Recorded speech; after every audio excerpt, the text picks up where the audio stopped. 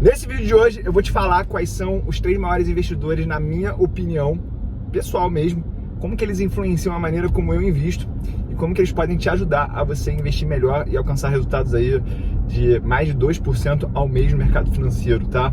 Então, quero já te falar que esses caras têm cabelo branco, né? Ou seja, a melhor coisa dos investimentos é que conforme você vai melhorando e envelhecendo, você vai colhendo também maiores resultados, e isso só trabalha nos juros compostos ao teu favor. Vou aqui falar de pessoas que, com certeza, além de grandes investidores, são grandes pensadores, né? Então, eu vou começar aqui com um cara chamado Clifford Asness. Ele é um PhD, ele é considerado o Quant Investing, né? O que é o Quant Investing? É um investidor que usa uma base de dados para abordar o mercado financeiro através de estatísticas. Então ele busca padrões probabilísticos que vão se repetir na realidade, e isso vai oferecer um retorno maior do que a média. Isso não necessariamente significa que não vai oferecer um risco maior do que a média, né? Então, só para você entender um pouco da biografia aí do Clifford Asness, ele é o fundador e maior nome de uma empresa chamada AQR Investimentos, AQR, falando aí com a pronúncia do inglês, e é Analytic Quantitative Research, o que quer dizer AQR, né? Ele foi aluno de doutorado do Eugene Fama, que é um ganhador do Prêmio Nobel, que tem uma proposta que é a proposta dos mercados eficientes, onde basicamente fala que nenhum investidor vai ganhar da média do mercado sem assumir mais risco. E é engraçado porque essas técnicas que ele encontra são talvez falhas dessa pesquisa do professor dele, né? Aí o Clifford Asness, ele trabalhou no Goldman Sachs até 98, depois ele abriu lá a empresa dele. Ele tem vários artigos no site da empresa que influenciaram a maneira como eu invisto hoje, como eu ensino as pessoas na Master Business, como eu ensino as pessoas dentro da mentoria Start Milionário.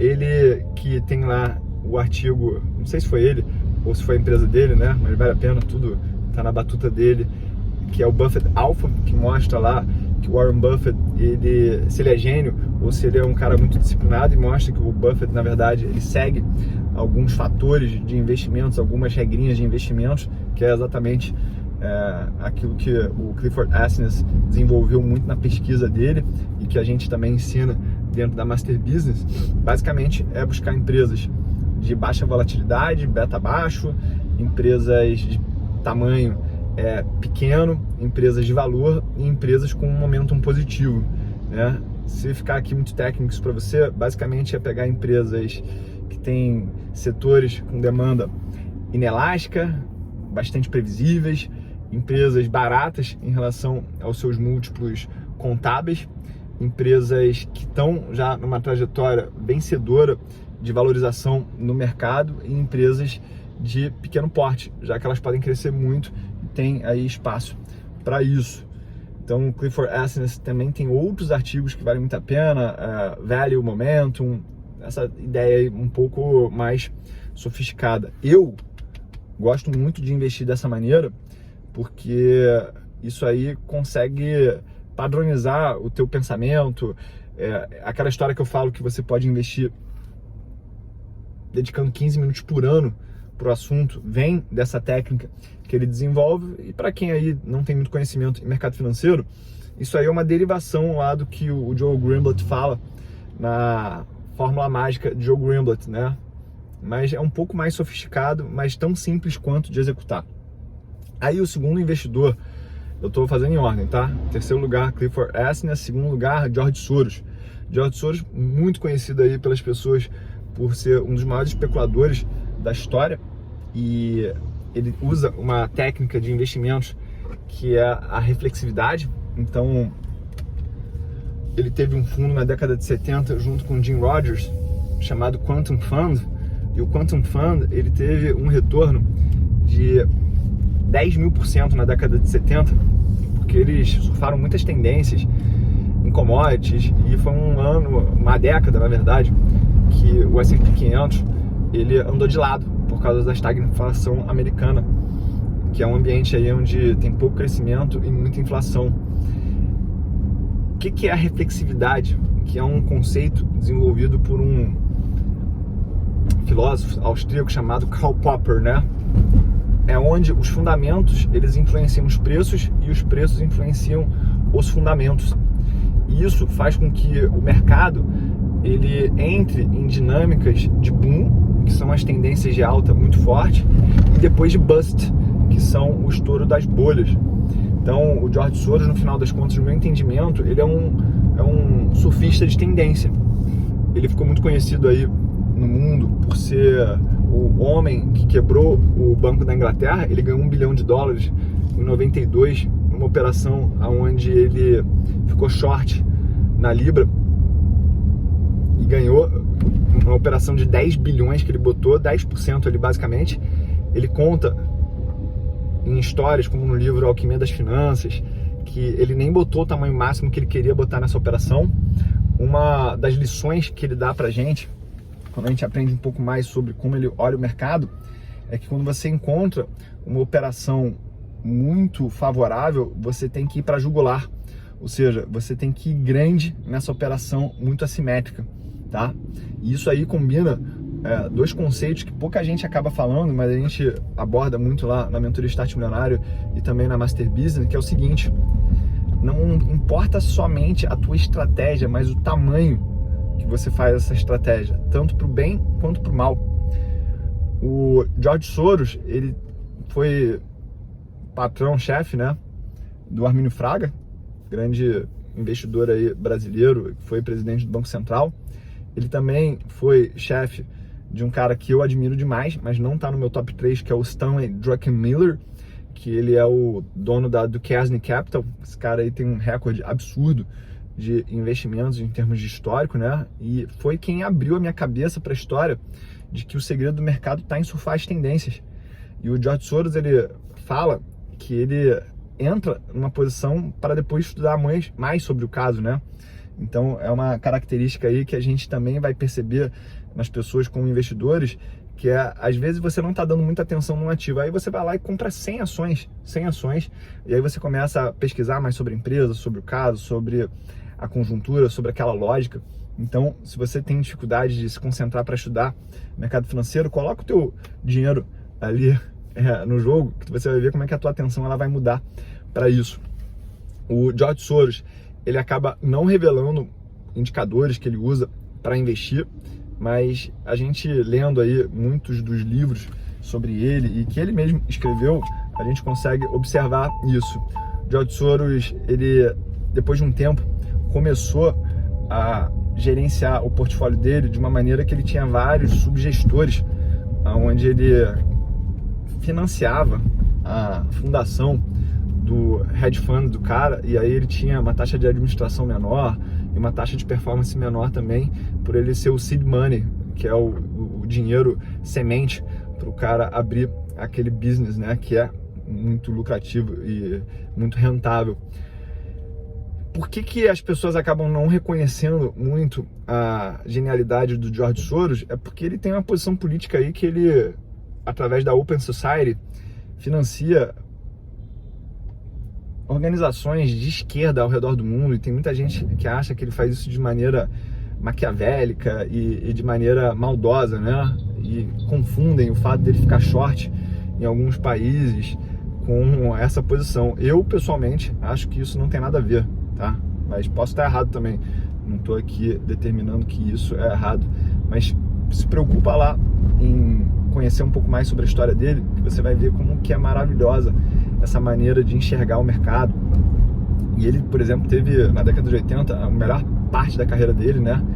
Que ele teve quase 3 anos seguidos, dando mais de 100% de retorno. E aí, número 1, a gente vai falar agora do grande, né? O cara aí que tive a oportunidade de almoçar em 2006, que foi o Warren Buffett.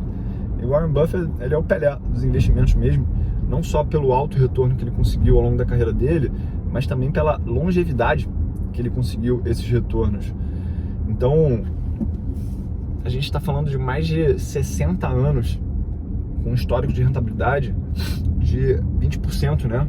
E aí, para você que não conhece muito bem a história do Warren Buffett, da Berkshire Hathaway, que é a empresa pela qual ele investe o dinheiro dele, eu aqui com toda humildade, até por ter muito dinheiro investido na prática na Berkshire, ter ido já em 6 encontros anuais lá de sócio, ter almoçado com ele, eu me considero aí um dos maiores especialistas em Warren Buffett e Berkshire Hathaway do Brasil. O que o Warren Buffett ele teve de diferente, né? Cara, é a consistência dentro do que ele acredita. Então, acho que o que diferenciou ele da manada foi quando ele não entrou na bolha.com, e aí a Berkshire estava caindo tipo 40% em 99, porque muita gente estava tirando dinheiro dela para botar nas empresas de tecnologia que estavam tipo num surto mesmo. E aí ele se manteve disciplinado e depois se consolidou aí e chegou a ser o cara mais rico do mundo em 2008. E é uma característica interessante, quando todo mundo estiver perdendo dinheiro, é o momento que o Warren Buffett vai ser o mais rico do mundo. Então essa visão dele é reforçada por um conceito que ele chama de placar interno. E ter um placar interno bem desenvolvido, onde você não recebe validação do externo e sim das suas próprias convicções, vai ser essencial para que você tenha sucesso como investidor, porque nem sempre as pessoas vão estar concordando com as tuas opiniões, e é exatamente na hora que as tuas opiniões elas estiverem divergindo do todo, é que você vai ter as apostas mais assimétricas, né, que vão oferecer os retornos mais explosivos, vamos dizer assim. Outra coisa importante da história do Warren Buffett, ele que é aí do Value Investing, é que muita gente confunde que ele faz buy and hold, mas ele não faz buy and hold. A gente vê aí um giro na carteira dele muito maior do que as pessoas gostam de admitir ou imaginar, e ele fazia uma metodologia muito parecida com o que o Clifford Asness, que foi a primeira pessoa que eu falei, lá na década de 50, 60, só que ele ficou com um capital tão grande que ele não pode mais executar essa estratégia. E uma das genialidades do Warren Buffett foi exatamente ele evoluir ao longo do tempo, uma vez que ele não tem mais tamanho para ficar comprando e vendendo posições, o que a gente chama de capacity dentro dos investimentos. Então ele foi evoluindo para essa dinâmica de botar mais qualidade nos negócios que ele carrega, e com isso ele não precisar ficar tendo um turnover do portfólio, que é girar o portfólio na mesma velocidade. Retire o seu ticket. Outra coisa também que chama muita atenção no Warren Buffett é o fato dele ter conseguido a maior operação da carreira dele quando ele tinha 85 anos, 86 anos na verdade, né? Foi quando ele comprou a Apple, e ele teve mais de 100 bilhões de dólares de lucro nessa posição. Ele conseguiu também transformar a Berkshire Hathaway na empresa maior pagadora de imposto de renda dos Estados Unidos, maior patrimônio líquido dos Estados Unidos. O cara é muito brabo, né? Então, Warren Buffett, assim, é surreal.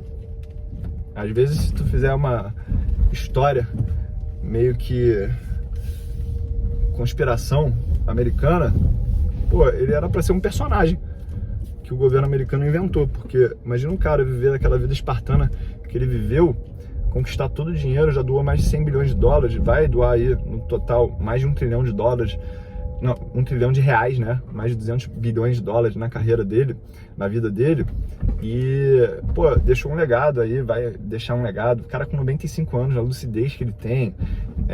Outra coisa também que as pessoas não entendem é que o Warren Buffett é o maior operador de opções do mundo, né? Então, essa dinâmica que ele criou da Berkshire Hathaway, ela ser uma seguradora que usa o float, que é o capital disponível das apólices de seguro, para alavancar o portfólio. Com isso, adicionou de 5% a 6% nesse retorno de 20% ao ano que ela teve. Ou seja, ele teria um retorno de tipo 14% ao ano, mas com essa alavancagem desse modelo de negócio, isso aumentou para 19%, 20%.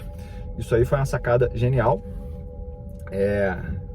E outra coisa também que a gente pode falar do Warren Buffett como investidor é que ele... Desculpa aí. É que ele conseguiu extrair o melhor dos ativos que ele tinha, e sem ser alguém assim muito que eu vou falar? Sem ser muito raider, né? Raider é muito agressivo, porque na década de 70 ele comprou um jornal e esse jornal entrou em greve, e aí, pô, teve um monte de problema. Ele teve aí o Charlie Munger como sócio, né, durante muito tempo, e pra quem não entende, o Charlie Munger era um dos maiores advogados da história dos Estados Unidos. E aí, depois que ele arranjou esses problemas aí, ele falou assim, cara, eu não quero mais problema. Depois ele teve a caso lá do Salomon Brothers, que iam tirar a licença do banco, ele teve que virar CEO. Ele também falou assim, cara, eu não quero mais problema. E isso tudo casa com a ideia lá que eu falei do momentum, do Clifford Assnes, né, que é comprar aquilo que tá dando certo. Então, esses foram os 3 maiores investidores aí que eu li na minha vida, que mais influenciaram a maneira como eu penso em investimentos. É isso que eu trago também para a mentoria Start Milionário, para Master Business e mais outros insights, né, que não vai caber aqui dentro desse vídeo, que já está ficando longo demais. E se você quiser entender um pouco mais sobre essa lógica e você não quer se comprometer financeiramente com isso, na jornada dos ganhos explosivos eu falo muito sobre esses insights de uma maneira organizada, através de um método, para você aí ter resultados acima da média, até dobrar o teu capital em menos de 30 dias, uma parcela pequena do teu capital através do mercado de opções e mercado de cripto, né, também, através das tendências. Então, clica nesse botão aqui embaixo que vai aparecer para você se inscrever na jornada dos ganhos explosivos, porque ela é demais, ela realmente agrega muito valor e eu tenho certeza que você não vai se arrepender de investir o teu tempo, porque não vai ser nenhum investimento financeiro para adquirir esse conhecimento, beleza? Beijo grande, é só começo.